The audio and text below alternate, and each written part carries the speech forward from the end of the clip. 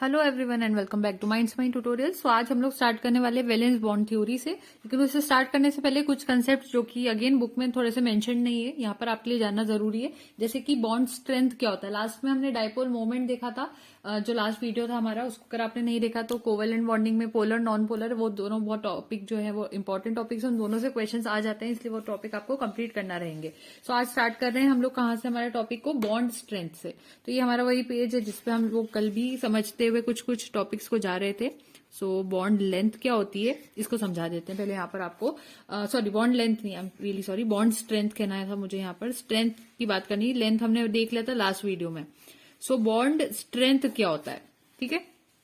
सो ये एक एनर्जी होती है जो कि रिक्वायर्ड होती है टू ब्रेक दी बॉन्ड, किसी भी बॉन्ड को। फॉर एग्जाम्पल दो एटम्स हैं, ये दो एटम्स हैं, इनके बीच में एक बॉन्डिंग होती है। इस बॉन्ड को अगर आपको ब्रेक करना है तो उस बॉन्ड को ब्रेक करने की जो स्ट्रेंथ होती है, जो एनर्जी आपको रिक्वायर्ड होती है, उस एनर्जी को आप बॉन्ड स्ट्रेंथ कहते हो। तो कहीं ना कहीं हम इसको बॉन्ड एनर्जी भी तो कह सकते हैं।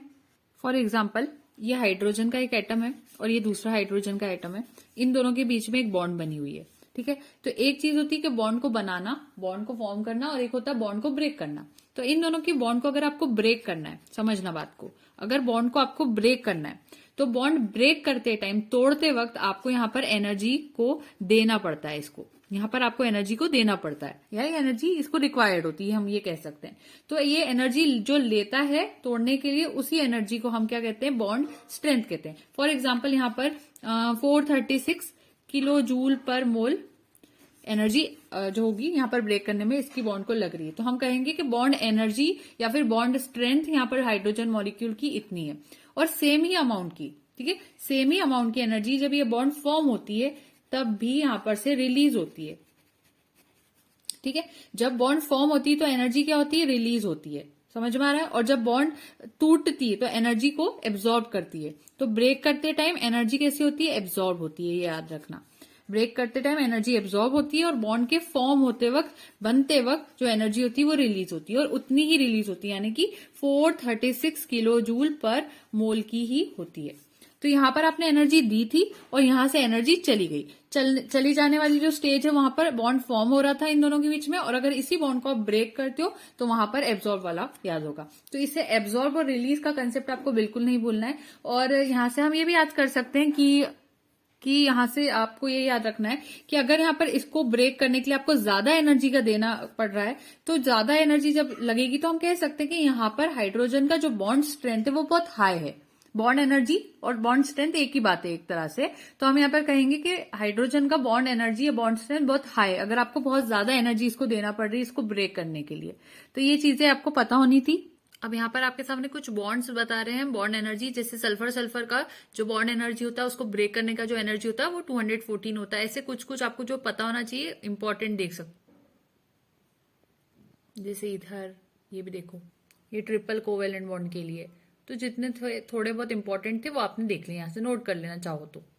अब यहाँ पर एक चीज और याद रखना कि जितने ज्यादा स्मॉल एटम होता है, जितना ज्यादा स्मॉल एटम होता है, वहां पर उतनी ज्यादा जो एनर्जी रिक्वायर्ड होती है इसको ब्रेक करने की, यानी जो इसकी बॉन्ड स्ट्रेंथ होती है वो उतनी ज्यादा होती है, क्योंकि सरफेस एरिया जो वॉल्यूम रेशियो होता है वो यहाँ पर थोड़ा ज्यादा होता है।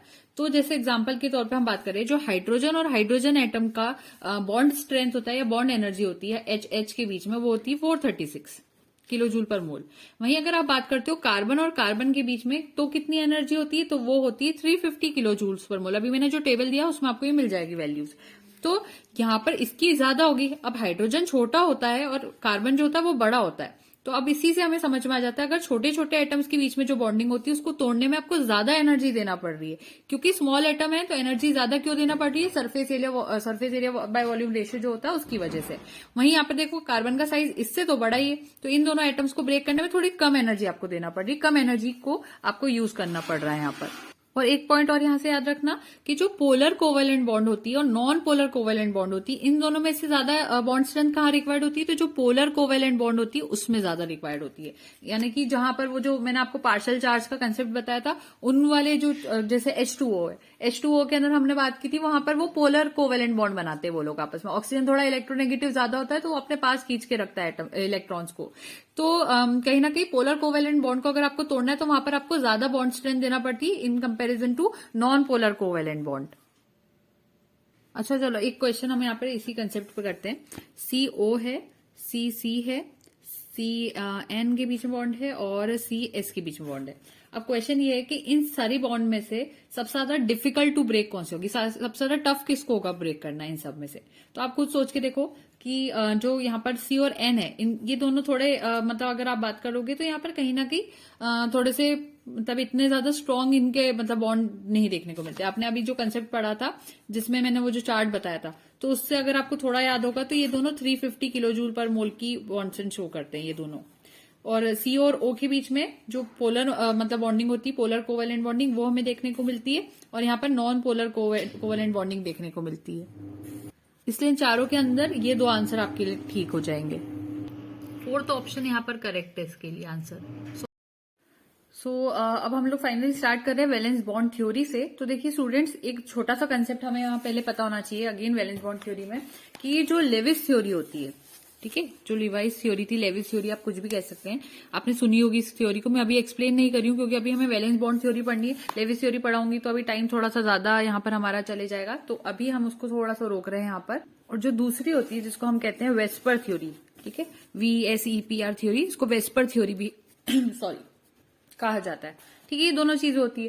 तो लिविस थ्योरी और वेस्पर थ्योरी, ये जो दोनों थ्योरीज हैं, ये दोनों थ्योरीज क्वांटम थ्योरी के ऊपर बेस्ड नहीं है, ठीक है।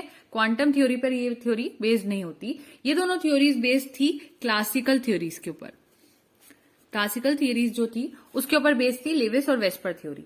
लेकिन जब हमारी ये वैलेंस बॉन्ड थ्योरी यहां पर आई तो ये वैलेंस बॉन्ड थ्योरी जो थी ये पूरी तरह से क्वांटम थ्योरी के ऊपर बेस्ड थी।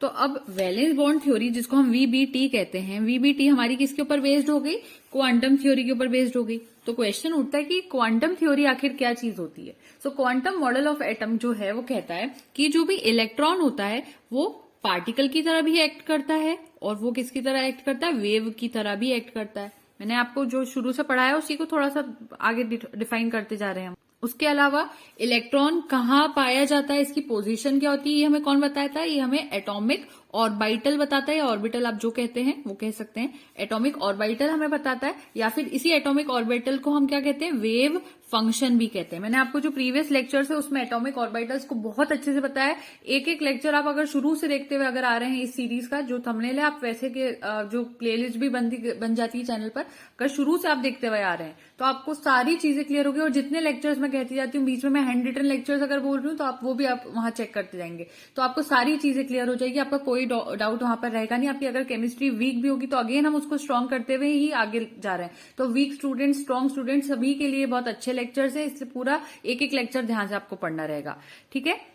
अब ये जो आपकी थ्योरी है VBT valence bond theory, basically इसमें आप थोड़े बहुत एटॉमिक ऑर्बिटल्स की बात करने वाले हो, हाइब्रिडाइजेशन की भी बात करोगे और ओवरलैपिंग ऑफ एटॉमिक ऑर्बिटल्स किस तरह से होते हैं उससे रिलेटेड भी देखोगे।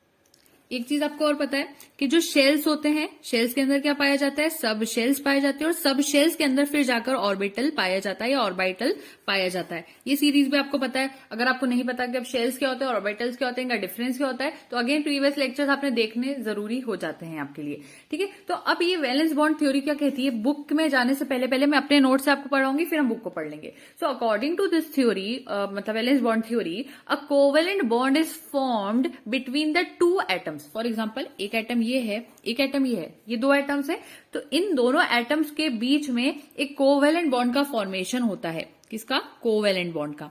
अगेन बॉन्डिंग्स को मैं बता चुकी हूँ, कोवेलेंट बॉन्ड, आयनिक बॉन्ड, वो भी मैंने बता रखा है। तो कोवेलेंट बॉन्ड का फॉर्मेशन होता है between the two atoms by the overlapping of half filled valence atomic orbitals, ठीक है। ओवरलैपिंग किसके बीच में होगी, हाफ फिल्ड एटॉमिक ऑर्बिटल्स के बीच में होगी, ठीक है, of each atom containing one unpaired electron. समझ में आ रहा है, नहीं समझ में आया?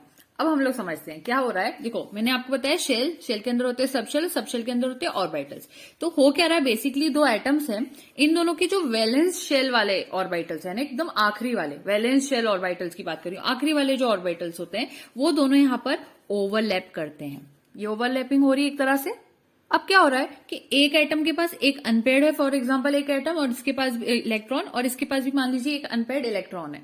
तो जब एटॉमिक ऑर्बिटल्स, वो भी कौन से वाले, वैलेंस ऑर्बिटल्स, दो एटम के जब एटॉमिक ऑर्बिटल्स ओवरलैप करते हैं तो उनके अंदर पाए जाने वाले जो अनपेयर्ड इलेक्ट्रॉन्स, देखिए इलेक्ट्रॉन्स की आदत होती है पेयरिंग करना, तो जो अनपेयर्ड इलेक्ट्रॉन्स हो गए इनके अंदर, वो एक दूसरे से क्या कर लेंगे, फ्रेंडशिप कर लेंगे, दोस्ती कर लेंगे और पेयर बना लेंगे। और जब वो पेयर बना लेंगे तो वो बॉन्ड बनाते हैं कोवेलेंट बॉन्ड। इस थ्योरी को हम कहते हैं valence bond theory. So according to this theory, a covalent bond is formed between the two atoms by the overlapping of half filled valence atomic orbitals of each atom containing one unpaired electron. अब एक बार book की language देखते हैं, ठीक है। The electron pair bond forms through the interaction of an unpaired electron in each of two atoms. ये समझ में आता है। The spins of the electrons have to be opposed. अब देखो ये थोड़ा सा डिफिकल्ट लगेगा आपको, लेकिन आपको याद होगा जब मैं आपको पेयरिंग बता रही थी इलेक्ट्रॉन्स की, और जब मैं आपको नंबर्स बता रही थी स्पिन क्वांटम नंबर्स के टाइम पे, मैंने बताया था किस तरह से स्पिनिंग रखना होती है। तो आपको अब ये पॉइंट समझ में आ जाएगा, आई होप। वंस पेयर्ड, एक बार जब पेयरिंग हो जाती है, the two electrons can not take part in additional bonds. एक बार जो दो इलेक्ट्रॉन दोस्ती कर लेते हैं, इनकी फ्रेंडशिप हो जाती है एक दूसरे से, तो अब ये एक दूसरे से लॉयल रहते हैं, ये अपनी दोस्ती को नहीं तोड़ते, वफादार रहते समझ लीजिए, और कोई एडिशनल बॉन्ड नहीं बनाते हैं। The electron exchange terms for the bond involves only one wave function from each atom, और the available electrons in the lowest energy level form the strongest bonds. अच्छा, अब देखो ऑर्बिटल्स ओवरलैप कैसे करते हैं ये भी थोड़ा सा बताती हूँ, आपके लिए शायद नया कंसेप्ट होगा, आपको अच्छा भी लगेगा पढ़ने में। समझते हैं इसको। देखो ये दो एटम्स है, ठीक है, इन दोनों के बीच में मान लीजिए अभी कोवेलेंट बॉन्ड बनना है, ठीक है। तो अब यहाँ पर क्या होता है, बीच में क्या होता है, एक न्यूक्लियस होता है, इधर भी बीच में एक न्यूक्लियस होता है, और आसपास इलेक्ट्रॉन्स जो होते हैं वो रिवॉल्व करते हैं, तो आपको पता है, ठीक है, इलेक्ट्रॉन्स रिवॉल्व करते हैं।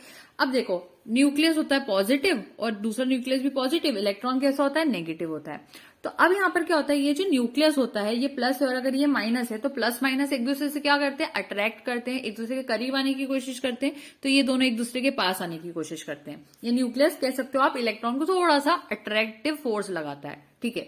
लेकिन ये जो न्यूक्लियस है वो दूसरे इलेक्ट्रॉन को जब देखता है तो ये उसको भी देखकर सोचता है अरे वो भी तो नेगेटिव है, उसको भी चलो मैं थोड़ा सा अट्रैक्ट करने की कोशिश करता हूं, तो ये न्यूक्लियस इसको भी थोड़ा सा अट्रैक्ट करने की कोशिश करता है। सिमिलरली ये वाला न्यूक्लियस भी इस इलेक्ट्रॉन को, या जो भी बाकी इलेक्ट्रॉन्स इस एटम के अंदर है उनके ऊपर भी अट्रैक्टिव फोर्सेस लगाता है, साथ में सामने वाले के इलेक्ट्रॉन्स के ऊपर भी अट्रैक्टिव फोर्सेस लगाता है। तो टोटल मिला के आपको पता चल रहा है यहाँ पर कि अट्रैक्टिव फोर्सेस नाम की चीज हो रही है, यहाँ पर अट्रैक्टिव फोर्सेस है यहाँ पर। एक मिनट में कॉपी को थोड़ा सा, ठीक है, मैं प्रॉपरली लिख नहीं पा रही थी उसको। अट्रैक्टिव फोर्सेस रहते हैं वहां पर, लेकिन जहां अट्रैक्टिव फोर्सेस है वहां कहीं ना कहीं रिपल्सिव फोर्सेस भी तो होंगे, रिपल्सिव फोर्सेस भी होंगे। अब क्वेश्चन उठता है तो रिपल्सिव फोर्सेस किसके बीच में होंगे, तो अगर ये नेगेटिव है ये नेगेटिव है, यानी दोनों इलेक्ट्रॉन्स जो होते हैं, अलग अलग एटम के अलग अलग इलेक्ट्रॉन्स जो होते हैं वो एक दूसरे को रिपेल करते हैं कि तुम नेगेटिव हो तुम दूर जाओ, तुम नेगेटिव हो तुम दूर जाओ। तो इनके बीच में यहाँ पर मैं डैश डैश से बता देती हूँ, यहाँ पर रिपल्सिव फोर्सेज आ जाते हैं। उसी तरह से ये न्यूक्लियस पॉजिटिव है ये न्यूक्लियस पॉजिटिव है, तो पॉजिटिव पॉजिटिव एक दूसरे को अगेन रिपेल करते हैं, इसलिए यहाँ पर भी तो रिपल्सिव फोर्सेज एक्ट करेंगे। तो जहां पॉजिटिव और जो पॉजिटिव और नेगेटिव है वहां अट्रैक्टिव फोर्सेज आ रहे हैं, पॉजिटिव पॉजिटिव है वहां रिपल्सिव फोर्सेज आ रहे हैं, नेगेटिव नेगेटिव है वहां भी रिपल्सिव फोर्सेज अपनों को देखने को मिल जाते हैं।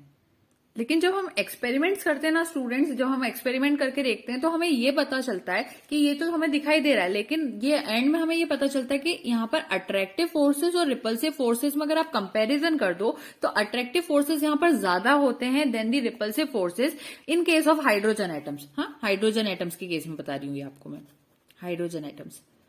तो यहाँ हाइड्रोजन एटम्स के केस में अट्रैक्टिव फोर्स जो होते हैं वो ज्यादा होते हैं। तो इसका मतलब क्या निकला है, अगर अट्रैक्टिव फोर्सेस ज्यादा है रिपल्सिव फोर्सेस के मतलब कंपैरिजन में, तो दो हाइड्रोजन एटम्स पास आने लगेंगे। अट्रैक्टिव फोर्सेस ज्यादा है ना भैया, तो पास पास पास इतने ज्यादा पास आने लगेंगे, इतने पास आने लग जाएंगे, ये दोनों एटम्स इतने पास आ जाएंगे कि एक टाइम ऐसा आएगा जब अट्रैक्टिव फोर्स और रिपल्सिव फोर्स एक दूसरे को बैलेंस आउट कर देंगे। अभी तक अट्रैक्टिव फोर्स ज्यादा था, लेकिन एक टाइम ऐसा आएगा जब अट्रैक्टिव फोर्स और रिपल्सिव फोर्सेस एक दूसरे को बैलेंस आउट कर देंगे। और जब ऐसा टाइम आ जाए जब अट्रैक्टिव फोर्स और रिपल्सिव फोर्स एक दूसरे के मतलब करीब आ जाए या बैलेंस आउट कर दें, तो उस टाइम पर होती है मिनिमम एनर्जी। क्या हो जाता है, एनर्जी एकदम मिनिमम हो जाती है, बहुत कम हो जाती है, मिनिमम हो गई एनर्जी। और जब मिनिमम एनर्जी होती है इसका मतलब क्या होता है कि उस चीज के पास स्टेबिलिटी बहुत ज्यादा होती है। ठीक है, स्टेबिलिटी बहुत ज्यादा होती है। सो AF RF ने एक दूसरे को बैलेंस आउट किया, मिनिमम एनर्जी हो गई, यहां पर आते आते स्टेबिलिटी बढ़ जाती है। तो इससे हमें ये समझ में आ गया कि यहाँ पर फिर जब ये इतने पास आ जाएंगे तो कहीं ना कहीं एटॉमिक ऑर्बिटल्स एक दूसरे के, अभी देखो पूरी तरह से करीब नहीं आए है ना, तो एक टाइम ऐसा आएगा जब पूरी तरह से करीब आ जाएगी, ओवरलैप कर देंगे, एटॉमिक ऑर्बिटल्स एक दूसरे से ओवरलैप जब हो जाएंगे तो वो लेस स्टेबल हो जाएंगे। सॉरी, मतलब अगर मैं आपको थोड़ा सा समझाऊं, अगर ये ऐसे हैं फॉर एग्जांपल, ये थोड़े से हल्के से टच्ड है, ठीक है, तो इस टाइम पे ये लेस स्टेबल है, लेकिन इनकी हाई बॉन्ड लेंथ है, हाई बॉन्ड लेंथ है, ये समझ में आता है। फिर मान लीजिए ये ऐसे थोड़े से ओवरलैप कर गए, इतने इतने ओवरलैप कर गए, तो इस स्टेज में आप क्या कहोगे कि अभी थोड़े ज्यादा स्टेबल हो गए, तो मोर स्टेबल, उस कंडीशन से देखो कि तो थोड़ा मोर स्टेबल है, लेकिन यहाँ पर स्मॉलर बॉन्ड लेंथ हो जाएगी। कैसी बॉन्ड लेंथ हो जाएगी, स्मॉलर बॉन्ड लेंथ हो जाएगी। उसी तरह से जब ये एकदम से एक दूसरे के ऊपर आ जाएंगे, बिल्कुल अच्छी तरह से ओवरलैप कर लेंगे, तो ये मोस्ट स्टेबल हो जाएंगे। यहाँ पर मोर स्टेबल था, यहाँ पर मोस्ट स्टेबल है, तो यहाँ मोस्ट स्टेबल हो जाएगा, और यहाँ पर क्या हो जाएगी, स्मॉलेस्ट बॉन्ड लेंथ हो जाएगी, स्मॉलेस्ट बॉन्ड लेंथ हो जाएगी। समझ में आ रहा है यहाँ पर? So the greater the overlap, smaller the bond length.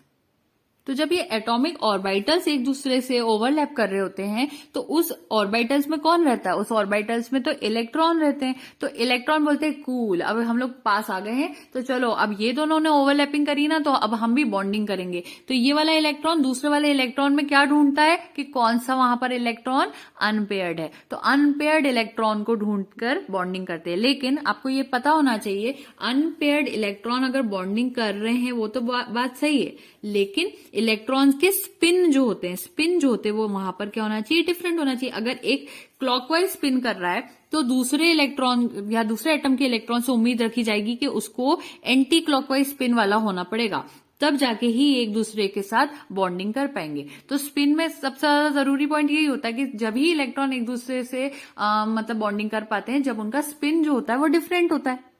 तो ये वाली बात तो समझ में आ गई कि अगर यहाँ पर आपको इलेक्ट्रॉन्स की भी बॉन्डिंग करवानी है, एक तो ओवरलैपिंग हो गई ऑर्बिटल्स की ओवरलैपिंग के बाद इलेक्ट्रॉन की बॉन्डिंग आती है। इलेक्ट्रॉन की बॉन्डिंग के लिए अनपेयर्ड इलेक्ट्रॉन होना चाहिए और स्पिन जो होना चाहिए वो डिफरेंट होना चाहिए। ये सारे रूल्स आपको याद रखने हैं, ये दोनों बात समझ में आती है। अब दूसरी बात करते हैं आगे जाके कि जो ओवरलैपिंग होती है, देखो आप जो ओवरलैपिंग पढ़ रहे हो, ओवरलैपिंग, ठीक है, ये जो ओवरलैपिंग होती है ये कितने तरह की होती है, पॉजिटिव, नेगेटिव और जीरो, 3 तरह की होती है। पॉजिटिव ओवरलैपिंग, नेगेटिव ओवरलैपिंग और zero overlapping. Positive, negative, zero overlapping होती है, और यहाँ ओवरलैपिंग पॉजिटिव बनेगी या नेगेटिव बनेगी या जीरो ओवरलैपिंग होगी, ये सब चीजें किस पर डिपेंडेंट होती है, कौन से फैक्टर्स पे डिपेंडेंट होती है, हम उनको कहते हैं phase and orientation. Phase and orientation, ये 2 चीजों पर डिपेंडेंट होती है। तो चलो अब मैं आपको बताती हूँ कि पॉजिटिव, नेगेटिव और जीरो ओवरलैपिंग क्या होती है। ध्यान से समझना है इसको। यहाँ पर पहले तो हम पेज थोड़ा सा चेंज कर देते हैं। अब हमारा हम समझ रहे हैं पॉजिटिव ओवरलैप को, पॉजिटिव ओवरलैप को। सो पॉजिटिव ओवरलैप में क्या होता है, अगर इलेक्ट्रॉन्स जो हैं, 2 इलेक्ट्रॉन्स, उन दोनों का अगर फेज जो है सेम हो। अब आप सोचेंगे ये फेज क्या चीज होती है, तो देखो मैंने आपको शुरू में बताया था, इलेक्ट्रॉन कभी पार्टिकल नेचर शो करता है, कभी वो वेव वाला नेचर शो करता है, यानी डुअल नेचर होता है उसका। अब वो जब वेव नेचर शो करता है, तो आपने फिजिक्स में या केमिस्ट्री में पहले थोड़ा बहुत भी ध्यान होगा, तो वेव के क्या क्या कैरेक्टर्स होते हैं, वेव फंक्शन होता है, उसके पास एम्पलीट्यूड भी होता है, कहीं ना कहीं एक फेज नाम की चीज भी आपने पढ़ी थी, तो फेज होता है। और हम कहते हैं ना, जैसे अगर 2 वेव्स है, फॉर एग्जाम्पल ये कोई वेव है, अगर ये दोनों वेव्स एक दूसरे के साथ साथ सेम सेम चल रही है, तो ये पॉजिटिव इफेक्ट बनाती है। लेकिन कोई अगर वेव ऐसी जा रही है और एक वेव अपोजिट चल रही है उसके, तो थोड़ा सा नेगेटिव इफेक्ट आता है। ये सब यहाँ पर एडअप हो जाता है, या थोड़ा नेगेटिव इफेक्ट आता है। वो सब चीजें आप फेज में पढ़ते हो, है ना, मतलब जो वेव की फेजेस होते हैं उसमें आप पढ़ते हो। तो अभी हम फिलहाल अगर देखें, अगर पॉजिटिव ओवरलैपिंग क्या होती है, तो अगर इलेक्ट्रॉन्स के फेज सेम है, साथ में उनका अगर ओरिएंटेशन अगर ये भी सेम है, तो ऐसे ओवरलैप को आप कहते हो पॉजिटिव ओवरलैप। तो होगा क्या, अगर मान लो कि कोई वेव है वो पॉजिटिव में, तो पॉजिटिव सेम अगर दिखेगा तो वहां पर पॉजिटिव ओवरलैप हो जाएगा। या कोई नेगेटिव फेज में भी तो हो सकती है कोई वेव या कोई इलेक्ट्रॉन, तो अगर नेगेटिव में भी होगा तो भी सेम तो है, फेज तो सेम एक तरह से, तो पॉजिटिव ओवरलैप हो जाएगा। ये आपको समझ में आना चाहिए। तो कभी कभी पॉजिटिव ओवरलैप का दूसरा नाम जो रहता है उसको कहते हैं इन फेज ओवरलैप। ये देखो मैं आई लिख देती हूँ, इन फेज ओवरलैप, एक्चुअली मेरा कैमरा जिस पोजीशन के ऊपर मैंने अटैच किया है वहां तक पेन प्रॉपरली मुझसे वहां पर नहीं यूज किया जा रहा है, इस वजह से राइटिंग थोड़ी प्रॉपर नहीं आ रही है। बट स्टिल हमें अभी समझने पर फोकस करना है, क्योंकि बहुत ज्यादा वास्ट कोर्स होता है CSI या नेट का, आपको पता है। तो मैं जितना हो सकता है उसको अच्छे से समझाने की कोशिश कर रही हूँ, क्योंकि इतना डिटेल में जाके मुझे नहीं लगता अभी यूट्यूब पे आपको और कोई लेक्चर्स मिल जाएंगे।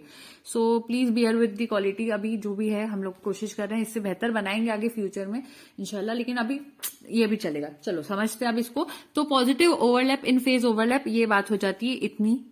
फिर आती है बात नेगेटिव ओवरलैप क्या होता है। तो नेगेटिव ओवरलैप का मतलब होता है अगर दोनों ऑर्बिटल्स जो हैं अगर डिफरेंट फेज में होंगे, उनके फेज सेम नहीं होगी। जैसे यहाँ पर अभी फेज सेम थे ऑर्बिटल्स के, या तो पॉजिटिव पॉजिटिव ले लो या नेगेटिव नेगेटिव ले लो, फेज सेम था। यहाँ पर अब ऑर्बिटल्स का जो फेज है वो डिफरेंट अगर हो जाएगा तो ऐसे में नेगेटिव ओवरलैप कहलाएगा। और इसका एक और नाम अगर कोई पूछ ले तो आउट ऑफ फेज ओवरलैप कहते हैं इसको। ठीक है, तो इसमें कैसा होगा, या तो मान लीजिए कोई एक है पॉजिटिव का तो एक है कोई नेगेटिव का, कोई नेगेटिव का है तो दूसरा पॉजिटिव हो जाएगा, तो ऑर्बिटल्स के फेज ही डिफरेंट हो जाएगी। इस तरह के ओवरलैप को हम नेगेटिव ओवरलैप कहते हैं। लास्टली हमारे पास आ जाता है जीरो ओवरलैप।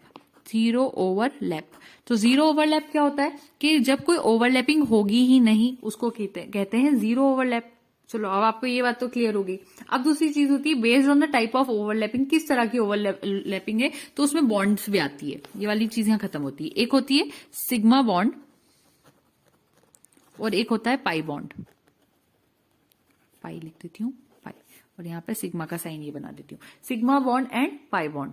अब सिग्मा बॉन्डिंग में किस तरह की बॉन्डिंग होती है, कोई पूछ ले आपको, तो इसमें होती है एंड टू एंड ओवरलैप, या फिर आप इसको कह सकते हो head on overlap of bonding. समझ में आ रही बात, एंड टू एंड कह दो या head on overlap of bonding कह सकते हो आप इसको। तो अब याद रखना कि हेड ऑन ओवरलैपिंग जो होती है, सिर से सिर की जो ओवरलैपिंग होती है वो बहुत स्ट्रांग होती है, और इसी वजह से सिग्मा बॉन्ड्स बहुत स्ट्रांग होते हैं। फॉर एग्जांपल देखो, ये एस ऑर्बिटल का शेप होता है, पी ऑर्बिटल जंबल शेप के होते हैं। अब इनकी हेड ऑन ओवरलैपिंग करवाना होगी तो कैसा होगा, अगर ये दोनों का शेप तो मैंने यहाँ बना दिया, इसको ओवरलैप अगर करवाओगे तो या तो ये ऐसे होगा कि इस तरह से यूं डंबल आकर यहां से यूं जुड़ जाए इससे, या फिर उस साइड पे आकर ये सर्कल वहां जुड़ जाए। मतलब कहीं ना कहीं ये इसका हेड होता है, ये देखो ये हेड वाली पोजीशन है, ये हेड वाली पोजीशन है। यहाँ साइड से आप सर्कल नहीं लगा सकते, यहां से लगेगा या फिर यहां से लगेगा, ये दो पोजीशन होगी। और सर्कल का तो सर्कल पूरा हेड है ही, तो ये चीज को हम कहते हैं हेड ऑन ओवरलैपिंग। और सिग्मा बॉन्ड इसलिए बहुत स्ट्रांग होता है। अब बात आती है कि सिग्मा बॉन्ड मिलते कहां पर है, तो देखो सिग्मा बॉन्ड आपको कहां मिलेंगे, देखो थोड़ा सा ऊपर ले लेते हैं इसको। सिग्मा बॉन्ड आपको मिलते हैं जहां पर सिंगल बॉन्ड होती है, सिंगल बॉन्ड होती है वहां पर मिलता है सिग्मा बॉन्ड। ये सबसे इंपॉर्टेंट पॉइंट है, और ये होता है स्ट्रॉन्ग। एस एस एस, तीनों चीजें एस एस एस याद कर लेना। ठीक है, तो अब ये वाली बात समझ में आती है। टोटल 3 तरह की सिग्मा बॉन्डिंग होती है, एसएस, एसपी, पीपी ओवरलैपिंग। ये आपको मालूम है कि ओवरलैपिंग तभी होती है जब अनपेयर्ड इलेक्ट्रॉन्स होते हैं और उनके स्पिन डिफरेंट होते हैं, तभी ओवरलैपिंग होती है। ये पॉइंट आपको पता है। ओवरलैपिंग हेड ऑन होती है यहाँ पर, यानी यहाँ से ये जो हेड वाला पोर्शन है तो हर जगह से हो जाएगा, लेकिन इसका हेड वाले पोर्शन कौन से होते हैं, ये वाला होता है और ये वाला होता है। यहाँ साइड से अगर आप अटैच करवाने की कोशिश करोगे तो वो नहीं हो पाएगा। ठीक है, तो एसएस, एसपी, पीपी इस टाइप से ओवरलैप करते हैं। इमेजिन कर लो एसएस कैसे ओवरलैप करेगा, सर्कल टू सर्कल जैसा। एसपी में इस टाइप का लुक आएगा, और पीपी में कैसा होगा, ये जो डंबल है उसके सामने एक और डंबल आ जाएगा, वो या तो यहाँ से जुड़ेगा या फिर उस पीछे वाले साइड से जुड़ेगा, कहीं से भी जुड़ेगा, बस हेड पे से जुड़ेगा। ये आपको समझ में आ जाता है। अब आती है बात पाई बॉन्डिंग की। फाइनली पाई बॉन्डिंग की बात कर लेते हैं। पाई बॉन्डिंग में देखो क्या होता है, एक मिनट थोड़ा सा फोकस प्रॉपर ले लूं। ठीक है, पाई बॉन्डिंग में ठीक इसका उल्टा हो जाता है। अब यहाँ पे थोड़ा सा साइड वाइज ओवरलैपिंग होती है। कैसी होती है, साइड वाइज ओवरलैपिंग होती है, side wise overlap of bonding कहते हो। ठीक है, तो अब ये साइड वाइज जो होती है ना, एस ऑर्बिटल में आप देखोगे तो नहीं देखने को मिलती है, लेकिन पी ऑर्बिटल्स में ये देखने को मिलती है। ये भी एक पता करने वाला पॉइंट है, क्योंकि देखो एस ओवरलैप करेगा भी तो वो साइड वाइज करेगा कैसे। देखो साइड वाइज वाला ऐसा हो जाएगा, ये साइड वाइज वाला लुक होता है। अगर ये करेगा भी, मान लीजिए ऐसे सर्कल सर्कल जुड़ेगी भी, तो ये दिखने को तो वापस से सिग्मा बॉन्ड जैसा हो जाएगा ना, तो पाई बॉन्डिंग दिखने को आ ही नहीं रही है। इसलिए एस में देखने को मिलती ही नहीं, सिर्फ पी में देखने को मिलती है, side wise overlapping. So in the formation of pi bond आपको याद रखना है, the atomic orbitals overlap in such a way that their axis remain parallel to each other and perpendicular to the internuclear axis. The orbitals form due to the side wise overlapping consist of 2 saucer type charged clouds and above and below the plane of the participating atoms।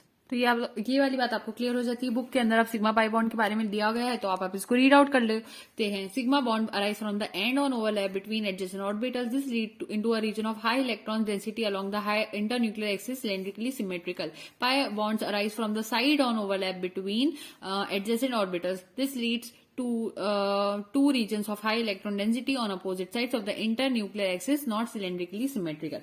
ये चीज तो हो जाती है यहाँ पर complete. अब यहाँ पर एक चीज और बता देती हूँ सिग्मा पाई बॉन्ड के बारे में, रोटेशन। ठीक है, अभी रोटेशन का क्या केस है इसको समझते हैं। देखो, फ्री रोटेशन जो होता है, फ्री रोटेशन यानी अच्छे से इजीली रोटेट होना। एक चीज होती है इजीली रोटेट हो जाना, हम कहते हैं ना लोगों में कि वो इंसान बहुत इजी गोइंग है। इजी गोइंग का क्या मतलब होता है कि वो इंसान हर चीज को इजीली लेता है। लड़ाई झगड़ा अगर हो भी जाए, मान लीजिए कुछ बात हो भी जाए, तो उसको खत्म करके फिर से नॉर्मल इंसान की तरह रहता है, उसको इतना मतलब कठिन नहीं बनाता। उसी तरह से एक रोटेशन होता है फ्रीली, उसमें अगर आपसे पूछा जाए कि सिग्मा बॉन्ड और पाई बॉन्डिंग में दोनों में फ्री रोटेशन कहाँ पॉसिबल है, तो वो होती है सिग्मा बॉन्ड में। क्योंकि देखो ये क्या करता है, ये हेड टू हेड ओवरलैप करता है। तो जब ये हेड टू हेड ओवरलैप करता है, तो आप इसको रोटेट जब करोगे, सर्कल को रोटेट करोगे, तो आप इजीली उस सर्कल को इस टाइप से रोटेट कर पाओगे। उसी तरह से अगर आप बात करते हो इधर पाई बॉन्ड में, तो ये इस टाइप से अटैच होते हैं कि इनका रोटेशन होना बहुत इम्पॉसिबल जैसा हो जाता है इस टाइप से जब ये ओवरलैप करते हैं। तो फ्री रोटेशन जो ज्यादा अच्छे से पॉसिबल होता है वो आपको सिग्मा बॉन्ड में देखने को मिलता है। समझ में आ गई बात? पॉइंट्स देख लो आप यहाँ से सिग्मा बॉन्ड और यहाँ से पाई बॉन्ड के। ठीक है, तो आई थिंक ये लेक्चर ऑलरेडी 20 मिनट्स का हो गया, बहुत बड़ा तो नहीं है वैसे, लेकिन मेरे हिसाब से हाइब्रिडाइजेशन का आज कंसेप्ट अगर इसी लेक्चर में दे दूंगी तो थोड़ा सा आपको मतलब मिक्स कर दोगे आप नॉलेज को। तो यहाँ पर आज वैलेंस बॉन्ड थ्योरी को हम यहीं पर स्टॉप करते हैं। I know valence bond theory book में इतनी सी दी गई थी, लेकिन मैंने इस लेक्चर को थोड़ा बड़ा एक्सटेंड कर दिया। लेकिन देखिए, मैं चाहती हूँ आपके सारे कंसेप्ट क्लियर हो, इसलिए मैं थोड़ा ज्यादा आपको टाइम मतलब डिटेल में बताने में थोड़ा सा ज्यादा बना देती हूँ कहीं ना कहीं, लेकिन वो जरूरी भी है। एक लेक्चर को आप अगर देखोगे तो अगर अच्छा लेक्चर बनाएंगे तो हम थोड़ा सा ज्यादा बड़ा हो जाता है, इसलिए हमारी वैलेंस बॉन्ड थ्योरी को अच्छे समझने के लिए ये लेक्चर इतना जरूरी था। तो यहाँ पर आई होप आपको ये समझ में आ गया होगा। नेक्स्ट जो टॉपिक रहेगा वो हाइब्रिडाइजेशन रहेगा। सो हाइब्रिडाइजेशन को मैं डिटेल में समझा दूंगी कि क्या होता है। धीरे धीरे हम लोग फिर उसके बाद वाटर के ऊपर आ जाएंगे, वाटर को भी डिटेल में समझेंगे, किस टाइप के क्वेश्चंस आ सकते हैं, सबका धीरे धीरे करते जाएंगे। तो अगर आपको लेक्चर्स पसंद आ रहे हैं तो जितनी ज्यादा आप लाइक करेंगे लेक्चर को, अपने फ्रेंड्स के साथ शेयर करेंगे, कमेंट्स नीचे करेंगे, जिससे कि मुझे मोटिवेशन मिले। अगर अच्छे कमेंट्स आते हैं तो हमें भी मोटिवेशन मिलता है कि हाँ स्टूडेंट्स को समझ में आ रहा है और ज्यादा से ज्यादा स्टूडेंट्स वॉच कर रहे हैं, ज्यादा से ज्यादा लाइक्स आ रहे हैं, तो उससे एक मोटिवेशन भी मिलता है और साथ में हमारे लिए इजी भी हो जाता है कि हम उसमें मोटिवेट होकर काम करते हैं। तो ये चीज रहेगी, तो प्लीज सपोर्ट दी चैनल, उसको ग्रो करें आप और हेल्प करें इसको आगे से आगे ज्यादा शेयर करके। So thank you so much and don't forget to like, share and subscribe. Happy learning.